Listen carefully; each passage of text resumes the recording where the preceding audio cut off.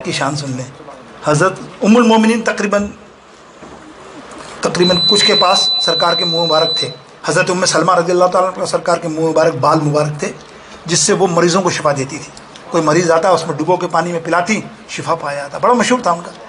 لیکن ایک ہستی کا ذکر تو بڑی طویل کرنا تھا مجھے 10 منٹ، لیکن قسمت میری ایسی ہے نا کہ 5 منٹ بھی نہیں کر سکوں گا. وہ ہستی ہے جس نے منہ مبارک کی قدر کی صحیح معنوں میں صحابیوں نے. وہ ہے حضرت خالد بن ولید رضی اللہ تعالیٰ عنہ. آپ نے حضور علیہ السلام کے منہ مبارک ہیئر، پروفٹ صلی اللہ علیہ وسلم ہیئر کو یہاں سیا ٹوپی کے اندر، اور آج جب تک جنگ لڑے کبھی بھی شکست نہیں کھائی. Never defeated. کئی کتاب میں لکھا دو کہ ڈیفیٹ ہی نہیں ہوئی ان کو، صرف اس ٹوپی کی برکت سے. آپ خود فرماتے ہیں.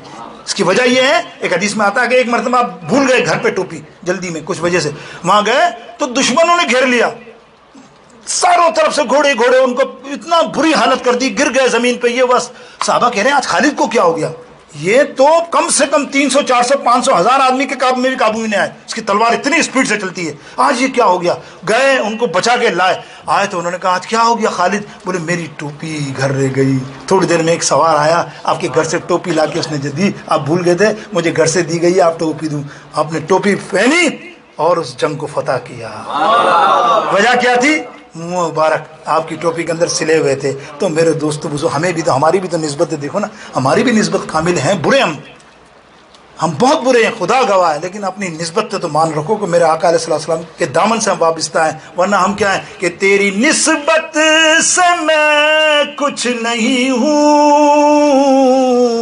اس کرم کی بدولت بڑا ہوں. تاجدار کرم کے کرم سے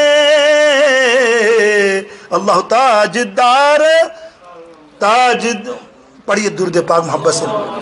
اس تیری نسبت سے میں کچھ نہیں ہوں، اس کرم کی بدولت بڑا ہوں. ان کے ٹکڑوں کا اعزاز پا کر تاجداروں کی صف میں کھڑا ہوں. اور اس کرم کا مگر کیا کرو گے؟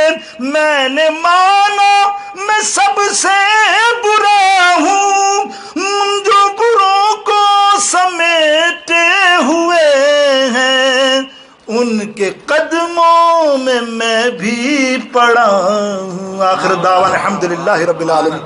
جزاک اللہ.